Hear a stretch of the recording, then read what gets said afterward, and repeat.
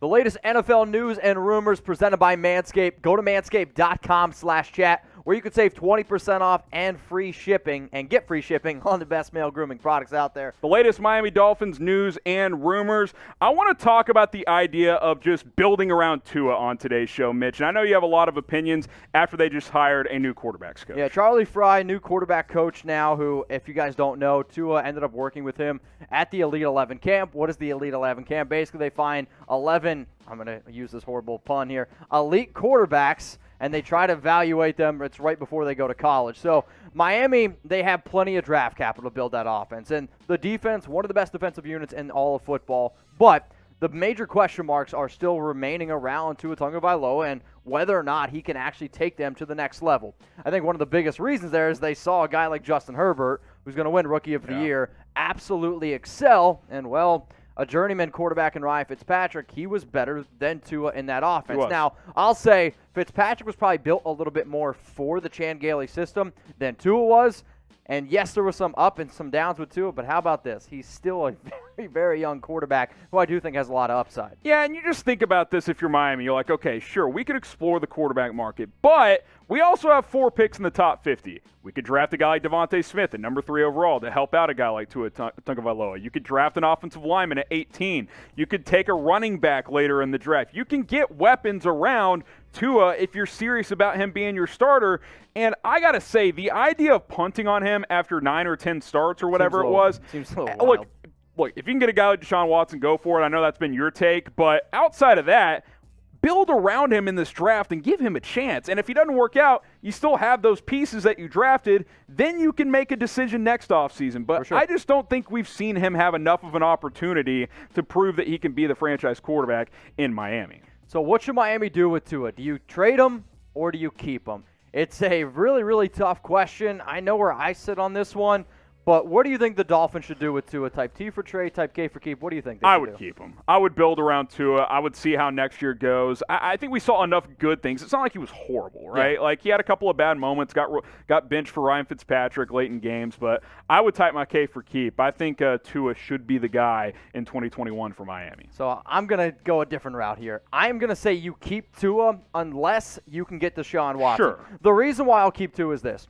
Imagine being a rookie quarterback, and in the offseason that they had to go through in 2020, you don't have OTAs, you don't really get a normal training camp, you don't get a normal preseason, plus he was rehabbing from an injury. Yeah, coming off injury. That's a lot of stuff to be able to handle. And the other part of that is this. If you can go get Deshaun Watson, I'll say that I think the Miami Dolphins with Deshaun Watson might be the second best team in the AFC. I think they actually challenge a team like Buffalo. The offense could be very similar. The Dolphins' defense is better than the Buffalo Bills' defense. So if I'm telling you right now, you could potentially be the second best team in the AFC with Deshaun Watson. You make the move. You have draft capital. Why not? If he wants to come there, you make it happen. Because the other team that it sounds like he's interested in, the New York Jets. That way, then, you're going to have to deal with Deshaun Watson, Josh Allen. Good luck with that division. That would be tough. It'll be interesting to see what Miami does this offseason. I'd like to see Tua get an opportunity with some better weapons around him, a healthy Devontae Parker, Mike Gesicki as well. It's hard to turn down the idea of Deshaun Watson, though, so I certainly agree with your point on that one. Predict the Dolphins' record in 2021. 10-6 this past year.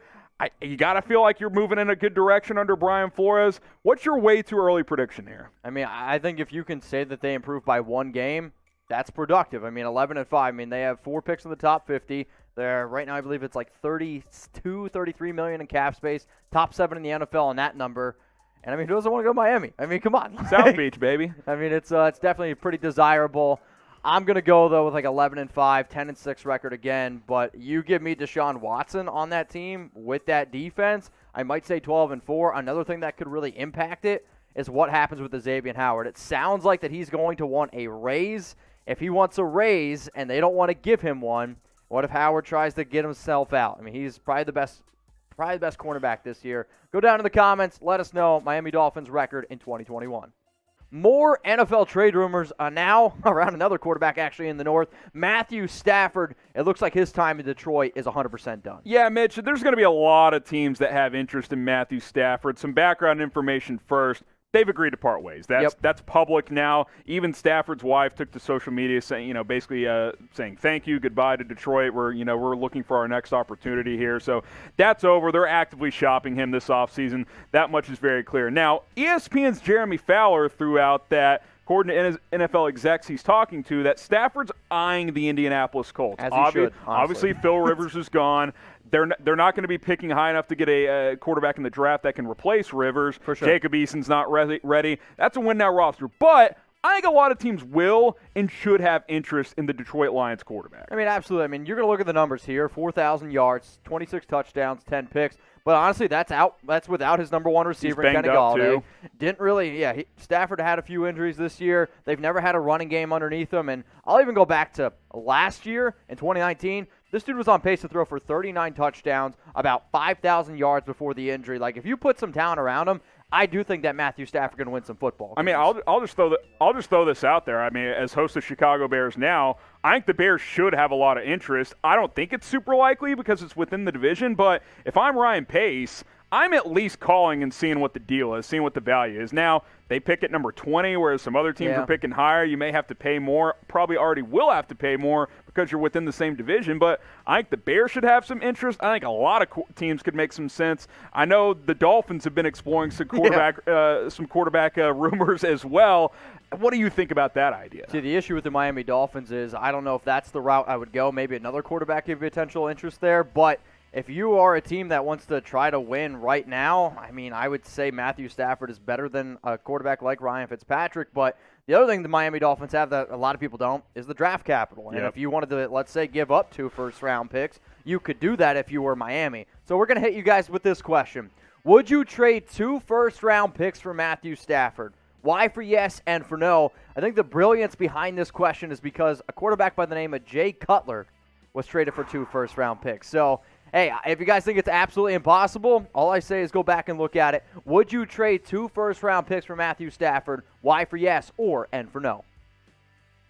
Today's show presented by Manscape. If you want to go get the perfect package, guess what? We're going to hook you up here. Go to manscaped.com/chat. 20% off, and you get free shipping on the Lawnmower 3.0. Ball toner, ball deodorant. How many people out there right now are wearing some deodorant underneath your arms?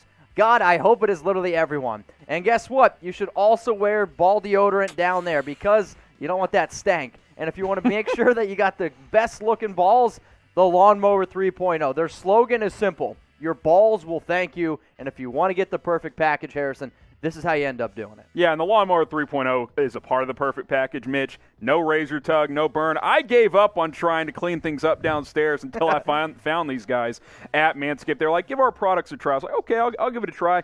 Life-changing experience. My wife will confirm that. Manscaped.com/chat. It saved his marriage. Hey, some people are talking. 20% off, free shipping. The perfect package comes with all kinds of stuff, like you said, Mitch. The ball deodorant, the ball toner. That stuff is important because you don't want it smelling nasty down there. Manscaped.com/chat. Get that 20% off and free shipping. I promise you, the perfect package. It's going to make your package a whole lot better. That's the reason why it's called the perfect package. So seriously, take advantage of this deal. Manscaped.com/chat. 20% off and free shipping. Let's look at a trade that happened a long time ago, Harrison. Back in 2011, the Raiders received Carson Palmer, who actually at the time was, I'm going to use air quotes, retired. The Bengals received the 2012 17th overall pick and then the 2013 second round. And the reason I mentioned this is because when you're thinking, 2 first-round picks for Matthew Stafford, I mean, Carson Palmer basically hadn't played in over a year, and they gave up a first and a second for him, okay? Correct. So to think that it's out of the realm of possibility for Stafford just simply isn't true. Look at the Jay Cutler trade. Chicago Bears fans are very familiar with this one, and Cutler ended up being solid for the Bears, but I think you would say that Stafford's been a better quarterback throughout his career for the most part. Probably. They gave up 2 first-round picks, a third, and Kyle Orton, who was a serviceable starter for Jay Cutler. Now they got a 5th in return, but to think that the Lions may not get 2 firsts for Stafford, think again. I think there's a good chance that Matthew Stafford will cost a team, whether it be the Bears, the Dolphins, the 49ers, the Colts. It could cost a team 2 first-round picks to trade for Matthew Stafford. And obviously, Mitch, the contract is part of this as well. 2 years, $43 million. That's not bad at all. Like, if you're a new team, the draft capital, okay, 2 first-round picks, but just over $20 million per for a new team taking on a quarterback who I would say is still in his prime, even if it's not his peak prime. I'd say 90-95% of his prime. That's intriguing if I'm a team with a win-now roster. See, San Francisco, Indianapolis. I think Chicago could be in a win-now roster, although I've mentioned the points with Stafford making it a longer shot. But there are teams that will and should have interest. Absolutely. So go ahead, look into your crystal ball here. Try to figure it out. Where is Matthew Stafford going to play next season? If you haven't seen our top destination video on Matthew Stafford, please go check it out. I actually highly encourage you guys to do that. This is what the thumbnail looks like on the video. Shout out to producer Sam there. Go check it out. We break down the top destinations for Stafford. I know a lot of people always rip on him for being, we'll say, a loser. However, I hate win-loss comparisons for quarterback. It's a team sport at the end of the day, and I don't really think anybody sitting here would be like, you know what? The Detroit Lions did everything they possibly could to honestly get him where he needs to be. I mean, clearly they'd be better with Chase Daniel. Oh, man.